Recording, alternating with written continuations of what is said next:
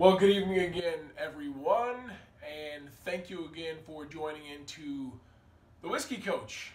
Back at it again. Hope everyone had a Merry Christmas for those who celebrate. Happy holidays to everyone. Wanted to take a little bit of a respite from the Northern Border collection that we've kind of gotten, I guess, halfway through now, and jump into a little bit of a unique spirit, something that I've wanted to try for some time. I wouldn't say that I'm excited or overly excited about trying, but I am extremely curious about trying, and I'll get into that here momentarily. The spirit being Basil Hayden's Dark Rye. This is a national release here in the U.S. Shortly followed the traditional rye release that they launched. I don't know, over the summer. This came out maybe a couple months ago. Now, what is so unique about this is it is a Kentucky straight rye whiskey blended with Canadian rye whiskey and port. So this is a blend of not only different types of whiskeys, but different types of alcohol, period. This isn't port cask like you see many cask finished spirits. This isn't, there's actually port in this juice. Very interesting. Basil Hayden, owned by Beam Suntory, you know, very big name. It's kind of a good, at least the traditional Basil Hayden, kind of a traditional entry level whiskey, just because of the low proof that it comes out at. You know, the 40% alcohol, 80 proof is kind of a nice, easy way for whiskey drinkers to get to know the spirit a little bit. And this dark rye is also bottled at 80 proof. So interested to try this. A bit skeptical on what we'll get, but nonetheless, let's dive in, shall we? First thing, let's talk about the packaging just a little bit. I don't see this around often with this kind of cool wood grainy box there. Some places have it, but most places I've seen this on the shelf don't have this little tube with it. Once you take it out of the tube, it is very similar to the old-fashioned Basil Hayden with a little ring and the BH, kind of their little trademark look. This is a 2017 release, which tells me this is going to be something they release annually. This juice is extremely, extremely dark because of the port.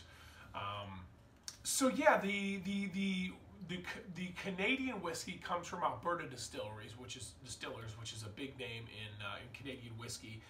And it's a California port. I'm not sure exactly what kind of California port, but it is California port nonetheless.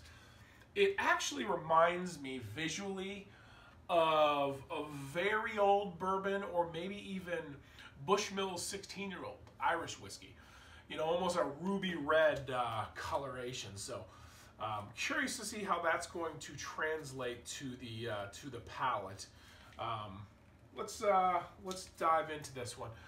Got to figure out how to open this first. You know, again, sometimes opening up new bottles is a little interesting because, like I said, never tried this guy. So let's give it a look. Like I said, I can already tell you. That actually smells pretty appetizing. Love that sound. And yeah, once we put this in a Glencairn, the same thing. Translate extremely dark. It almost looks like a sipping rum, I would say. More than a rye whiskey, certainly.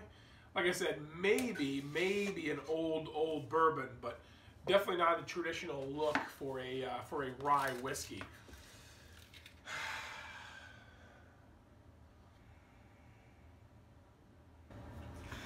Tons of that port. I'm not a big wine guy myself, typically, but I appreciate the influence it can impact and impart onto a spirit. Like I said, this will be my first go around trying something that actually, a whiskey that actually has port in it. Man, and you can completely completely smell it. I don't know what the breakdown is, by the way. I hadn't seen that anywhere. Like how much of this bottle is port, how much of it is rye, how much of it is Canadian rye. I'm not quite sure. But I mean, you could almost pass that nose off as wine. I mean, it's very winey to the smell. Let's dive in.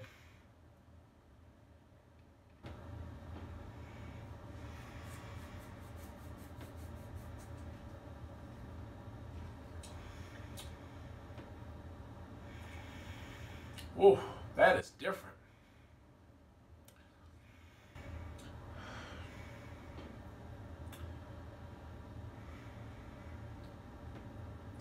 I would say it tastes about what I expected and what it is. I genuinely get, in this order, I get the Canadian rye flavor first. I get the port second, a close second. And then finally I get that traditional rye kind of finish, a little bit of spiciness on the finish. You know, tough to have a lot of spiciness come through on an 80 proof bottling, but it's there. But it is kind of the supporting cast, if you will. It is sweet. It is fruity. It is floral. It is caramely.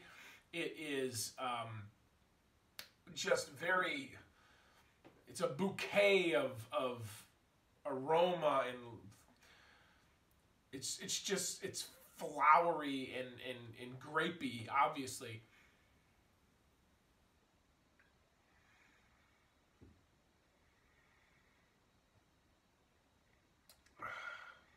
Getting ahead of myself because I'm already starting to turn the wheels in my head on how am I going to grade this, because truly isn't like anything I've had.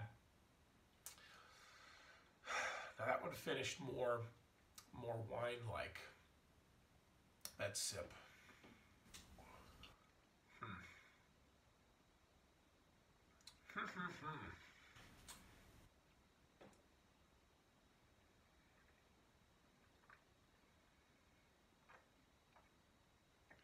You know what? The initial reception of it does kind of remind me of a good aged sipping rum. That kind of goes away once you swallow it, but initially, just that butterscotchy and just that sugar bomb. You get that initially, and you swallow it, and you get, like I said, the wine and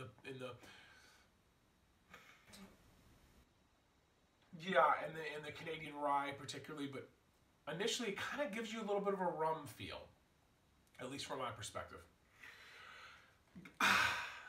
Gosh, this is a tough one to score. I'm going to give it a 6.7. Didn't dislike it at all. Probably not something I would buy again. By the way, priced right around $40, at least here in my part of the country. But it's not insulting. It wasn't an assault on my taste buds or my palate. But again, I think I'm a little bit skewed because I'm just not a big wine guy, and wine is very upfront and forward in this. This isn't an afterthought. Wine is big here. That's it. That's all I got, guys. Hope you like this one. If you're looking for something different, if you know somebody that's into wine and maybe is kind of getting into the category, run this by them. That would be something you might be interested in. So stay tuned. I'm going to actually upload another review, or maybe even two tonight. Thanks, guys. Great seeing you. Happy holidays. As always, and until next time, glasses up.